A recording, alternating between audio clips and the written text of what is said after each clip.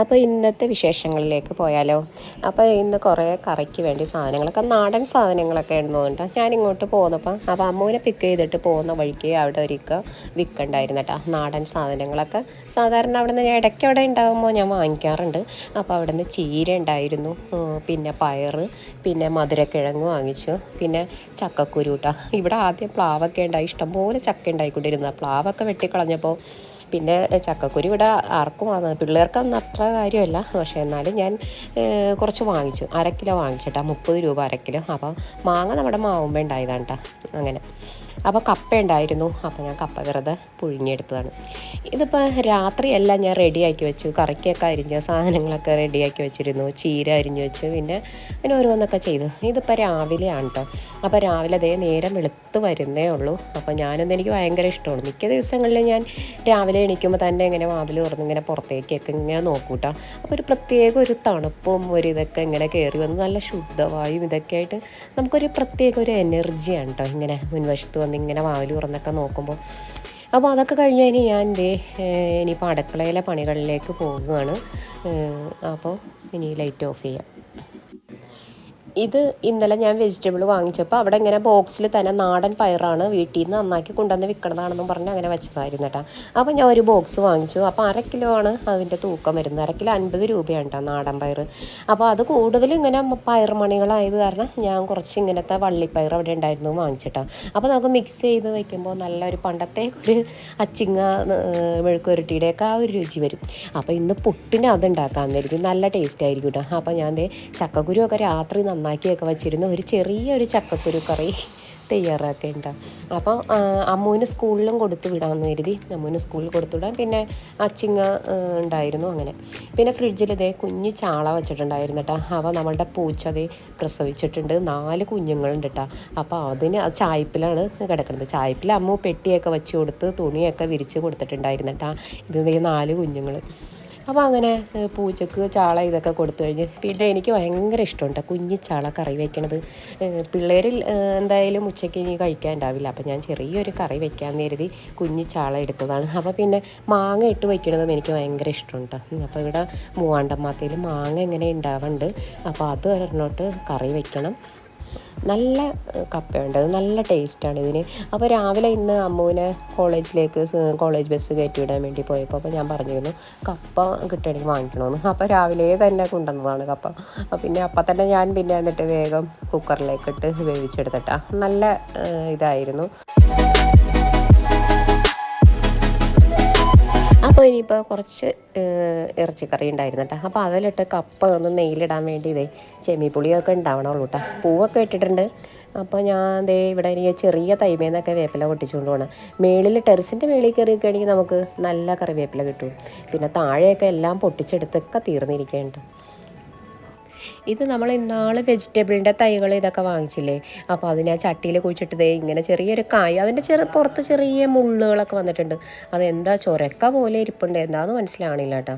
പിന്നെ ഇവിടെ പച്ചമുളകൊക്കെ പൂവിട്ട് വരുന്നുണ്ട്. പിന്നെ തക്കാളിയിലൊക്കെ പൂവിട്ടിട്ടുണ്ട്, ചെറുതായിട്ട് വിരിഞ്ഞു വന്നിട്ടുണ്ട് കേട്ടോ.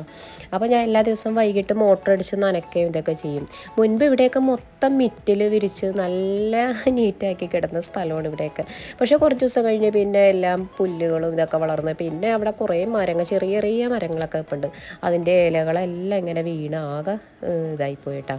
പിന്നെ അവിടെ നോക്കലോ അങ്ങനെയൊന്നുമില്ല. അങ്ങനെ പിന്നെ ചാമ്പക്കേമ പൂവിട്ട് വരുന്നുണ്ട് കേട്ടോ. അപ്പോൾ റംബൂട്ടാൻമേ പൂവിട്ടുണ്ടെന്ന് തോന്നുന്നു. അപ്പോൾ ഇനി കുറച്ച് കഴിയുമ്പോഴായിരിക്കും ആകുള്ളൂ. ഇപ്പം തുടങ്ങി പൂവിട്ടാലേ ഉള്ളൂ, കുറച്ചുകൂടി കഴിയുമ്പോൾ എല്ലാം ഉണ്ടായി വരും കേട്ടോ. അപ്പോൾ നല്ല റംബൂട്ടാൻ കഴിഞ്ഞ പ്രാവശ്യം കുറേ ഉണ്ടായിരുന്നു കേട്ടോ, നല്ല റെഡ് കളറൊക്കെ ആയിട്ട്.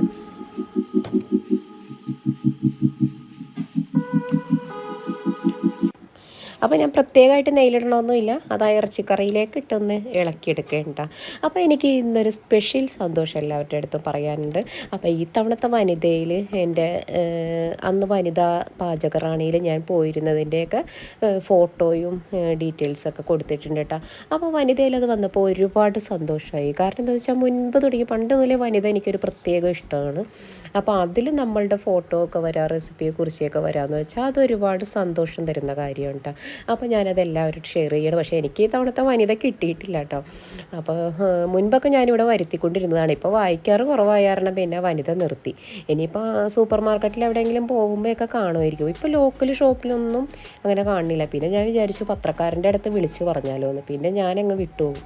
പിന്നെ എന്തായാലും എൻ്റെ ഫോട്ടോയും റെസിപ്പിയുടെ പേരും ഇതൊക്കെ കൊടുത്തിട്ടുണ്ട് കേട്ടോ. പിന്നെ ഇതെൻ്റെ ഫ്രണ്ട് അയച്ചു തന്നതാണ് എനിക്കിപ്പോൾ ഈ ഫോട്ടോയും വീഡിയോയും ഇതൊക്കെ.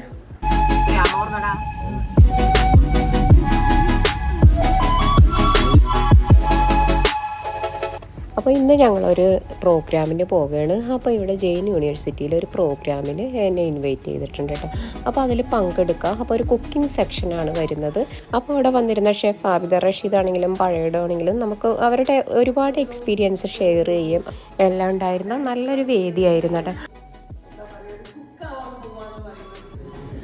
അങ്ങനെ ഒരു ഇതില്ല. ഒരു ഡോക്ടറാവും, എഞ്ചിനീയർ ആവും, കച്ചവടക്കാരനാവും, അത്രയുള്ള ഒരു കാലഘട്ടത്തിലായിരുന്നു ഞാൻ വരുന്നത്. മുൻകൂട്ടി പിന്നീട് നോക്കുകയാണെങ്കിൽ ഞങ്ങൾക്ക് ആ ഒരു പരിചയങ്ങളൊന്നുമില്ല. പക്ഷേ അപ്പോൾ 3 മണിക്കായിരുന്നു അവിടെ സമയം പറഞ്ഞിരുന്നത്. പിന്നെ എനിക്ക് വേറെ കുറച്ച് തിരക്കായത് കാരണം ഞാൻ പിന്നെ 3 മണിയായിട്ടോ വീട്ടിൽ നിൽക്കുമ്പോൾ. അപ്പോൾ ഞാൻ കരുതി ഇനി പോണോ പോണ്ടേന്ന് ഇങ്ങനെ ആലോചിച്ച് നിൽക്കുകയായിരുന്നു. പിന്നെ ഹസ്ബൻഡാണ് പറഞ്ഞത് പിന്നെ എന്നാൽ എന്തായാലും യൂബർ വിളിച്ച് പോയിക്കോ, ഇത് കളയണ്ടെന്ന് പറഞ്ഞു. പിന്നെ ഞങ്ങൾ 3 മണിക്ക് വീട്ടിൽ നിന്ന് പോയി. അവിടെ എത്തിയപ്പോൾ 3:30 ആയിട്ടോ.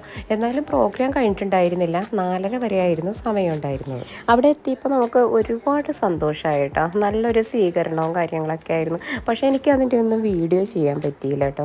അപ്പോൾ എൻ്റെ ഒപ്പം വന്നിരുന്നത് ഉണ്ണിയായിരുന്നു വന്നത്. അമ്മുവായിരുന്നെങ്കിൽ പിന്നെയും വീഡിയോ ഒക്കെ ചെയ്തൊക്കെ റെഡിയാക്കി തന്നേനെ കേട്ടോ. അപ്പോൾ ഉണ്ണിക്ക് ഭയങ്കര മടിയാണ് അങ്ങനെ വീഡിയോ ചെയ്യാനും ഇതൊക്കെ. പിന്നെ ഞാനവിടെ സീറ്റിലിരിക്കുമ്പോൾ കുറച്ചൊക്കെ ഇങ്ങനെ പിടിച്ചതാണ് ഈ സംഭവങ്ങളും ഇതൊക്കെ. ക്യൂരിയോസിറ്റി ഉണ്ടായിരുന്നു.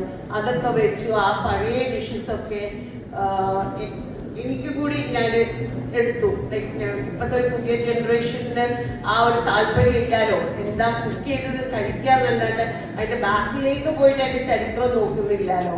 അപ്പൊ ആ ഒരു ചരിത്രം ഞാൻ കണ്ടുപിടിച്ചെന്നാണ് എനിക്ക് തോന്നുന്നത്. അപ്പൊ 32 ഇയേഴ്സ് ഞാൻ ബിസിനസ്സിലായിരുന്നു. ഇതിൽ ഇത്ര പ്രോബ്ലംസ് കൊടുത്തില്ല. കൊറോണ വന്നപ്പോൾ ഒരു ടോട്ടൽ ചേഞ്ച്. അതങ്ങ് നിർത്തി അടുത്തത് തുറന്നു. അങ്ങനെയാണ് ഞാൻ ഈ ഫുഡിന്റെ ഫീൽഡിൽ വന്നതും അങ്ങനെയല്ല. എനിക്ക് യൂട്യൂബ് എന്താണെന്ന് അറിയില്ല. അപ്പോൾ അവിടെ സമയം വൈകിയെന്ന് വിചാരിച്ച് നമ്മൾ പോകാതിരുന്നെങ്കിൽ നമുക്ക് വലിയ നഷ്ടമായേനെ. എന്തായാലും അരമണിക്കൂറിൻ്റെ ഉള്ളിൽ യൂബർ അവിടെ എത്തിയിട്ടോ. എത്തി, വേറെ കുഴപ്പമൊന്നും ഉണ്ടായിരുന്നില്ല. അപ്പോൾ ഞാൻ കരുതി നേരത്തെ വരേണ്ടതായിരുന്നെന്ന്. പിന്നെ വേറെ VIP ഇതൊക്കെ ഉണ്ടായിരുന്നു. ഓരോന്നിനും ഓരോ സെക്ഷനാണ്.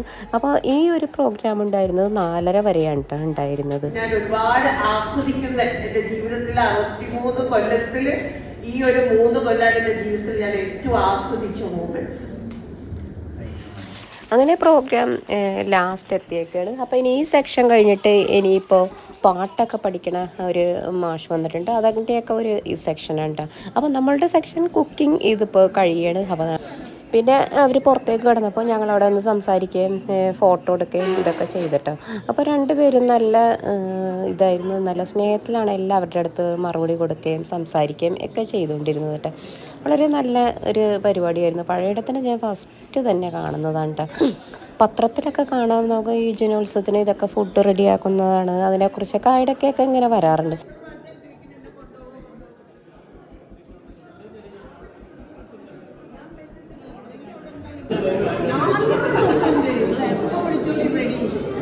എനിക്കത് ഒരു മിഷനാണ്. ഇതെവിടെയെങ്കിലും എത്തിക്കണം. അതാണ് എല്ലാവരും. അല്ലാണ്ട് എനിക്ക് ഇത് ഇതല്ല. ഈ കുസീൻ്റെ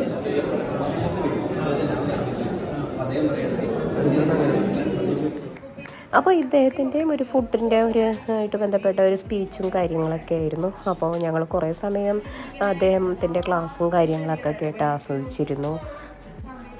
അത് കഴിഞ്ഞിട്ടുള്ള സെക്ഷൻ എന്താണെന്ന് വെച്ചാൽ ശാസ്ത്ര സംഗീതം ഇതൊക്കെ പഠിക്കുന്ന ഒരു ഇതാണ് കേട്ടോ.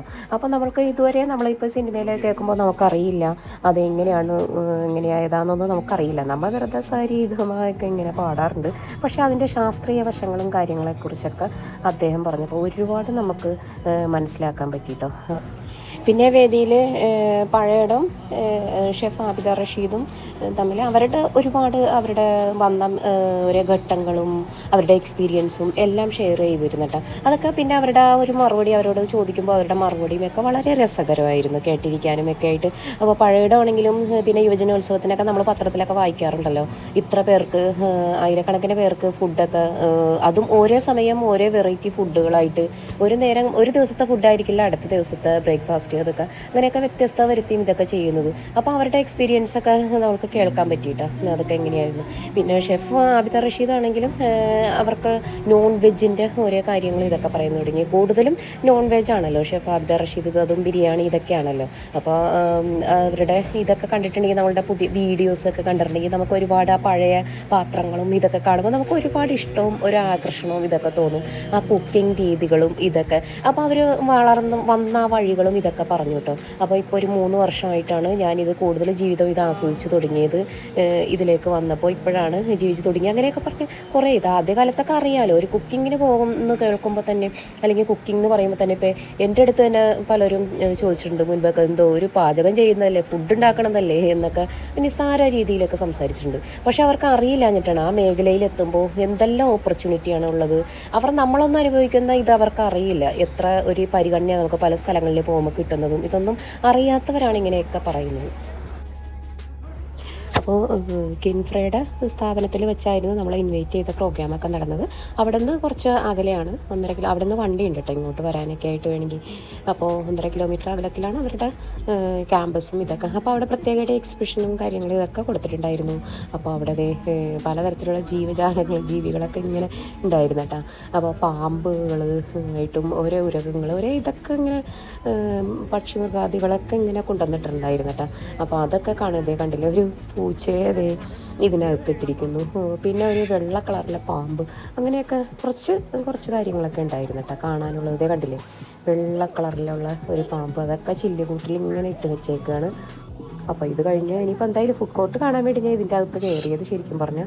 അപ്പോൾ ഈ സമയത്ത് ഒരുപാട് പേര് ഇങ്ങനെ വരണ്ടായിരുന്നു കേട്ടോ, ഒരുപാട് സ്റ്റുഡൻസ് ആണെങ്കിലും അല്ലാത്തവരാണെങ്കിലും എല്ലാം ഇവിടെ എല്ലാവർക്കും പ്രവേശനമുണ്ട്. ഇവിടെ പ്രവേശന ഫീസ് 50 രൂപ, അങ്ങനെ ഒരു രീതിയിലായിരുന്നു.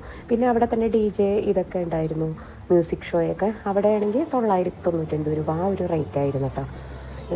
പിന്നെ ഇവിടെ ഉള്ള ഒരു റോബോട്ടിക് സിസ്റ്റം ഇതൊക്കെ ഉണ്ട്. ഇവിടെ കുറേ പിള്ളേർക്ക്, പഠിക്കുന്ന കുട്ടികൾക്ക് ഒരുപാട് പഠിക്കാനും കാര്യങ്ങളൊക്കെ ഉണ്ട് കേട്ടോ. അപ്പോൾ അതാ കുട്ടിയും ആ റോബോട്ടും തമ്മിലുള്ള ഇത് നമുക്ക് കാണാം.